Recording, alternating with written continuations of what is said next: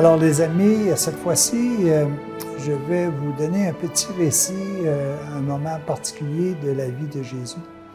Jésus, à un moment donné, chasse un démon à l'intérieur d'une personne. Et les scribes disent « Oh, c'est au nom de Belzébuth, c'est au nom de Satan qu'il chasse les démons. » Ben voyons donc, ça n'a pas de sens, ça. Est-ce que le démon aurait le goût de se chasser lui-même? Ça n'a aucun sens. On dit pourtant, c'est par la puissance que lui donne Belzébuth qu'il chasse les démons. C'est par la puissance que Satan lui donne qu'il est capable de chasser les démons. Alors, il ne peut pas s'auto-mutuer par lui-même, Satan. Bien, savez-vous que ça peut nous arriver à nous autres, ça?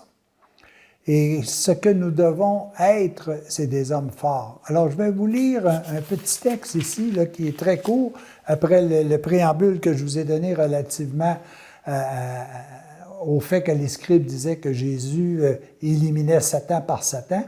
Je vais vous lire ce texte-là, qui est très court. « Mais personne ne peut entrer dans la maison de l'homme fort et piller ses biens s'il n'a pas d'abord ligoté l'homme fort. Alors, il pourra piller sa maison. En vérité, je vous déclare que tout sera pardonné aux fils des hommes et des femmes, leurs péchés et leurs blasphèmes, aussi nombreux qu'ils en auront proféré.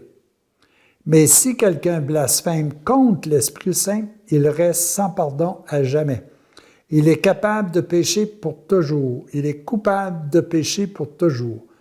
Cela parce qu'il disait, il a un esprit impur. » C'est intéressant. D'abord, quand on parle de temps, on ne peut pas s'illustrer dans le sillage de Dieu, parce que pour Dieu, lui, il n'y a pas de temps. Alors, comment il se fait qu'on peut dire dans les Écritures que l'Esprit Saint, si on a un blasphème contre lui, si on refuse, on sera impardonnable à jamais? Mais c'est important de voir qu'est-ce que c'est que l'Esprit Saint. L'Esprit Saint, c'est celui qui désire pour nous la vérité. C'est notre pensée. Et tant et aussi longtemps que nous ne changerons pas notre pensée, à ce moment-là, il sera difficile pour nous de s'en sortir. Ce qu'il faut faire véritablement, c'est réussir à se transformer par le renouvellement de nos pensées. Tant et aussi longtemps que nous voulons rester emprisonnés dans ces pensées de torpeur, dans ces pensées que je pourrais pratiquement appeler de souffrance, de misère, d'anxiété.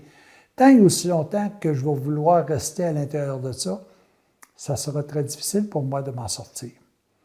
Alors qu'en réalité, si moi j'accepte la présence de l'Esprit Saint en moi, si j'accepte des pensées de paix, de joie, d'amour, de bonheur, si je le désire de véritablement vivre heureux, à ce moment-là, soyez sûr d'une chose, je vais m'en sortir et je vais pouvoir transformer tout mon être. Je pense que ça, c'est important. L'homme fort, c'est celui qui conserve en lui des pensées positives, des pensées de paix, des pensées de joie. Plus vous aurez de ces pensées-là, plus il sera difficile à des pensées négatives de venir vous détruire, que la souffrance puisse vous faire des peurs. Ce matin, il m'arrive une expérience que j'ai le goût de partager avec vous. Bon, il m'arrive des choses, c'est sûr que c'est peut-être plus difficile que d'autres. À un moment donné, j'apprends telle décision d'un ami, j'ai un auto qui se brise. Je pourrais tout simplement dire que c'est difficile pour moi de vivre ça, puis de m'embourber dans cette misère-là. Mais chanceux aujourd'hui, alors qu'il m'arrive des problématiques, j'ai des amis autour de moi qui sont parfaitement positifs, puis ils disent « Ah, ça va se régler ». Ça a pris quelques secondes et tout a été réglé. Pourquoi? Parce que autour de moi, j'avais des amis forts. Et ces amis-là m'ont transmis leur esprit de paix, de joie, de bonheur, à travers peut-être l'épreuve que je devais vivre. C'est ça, être une personne forte, être un homme fort.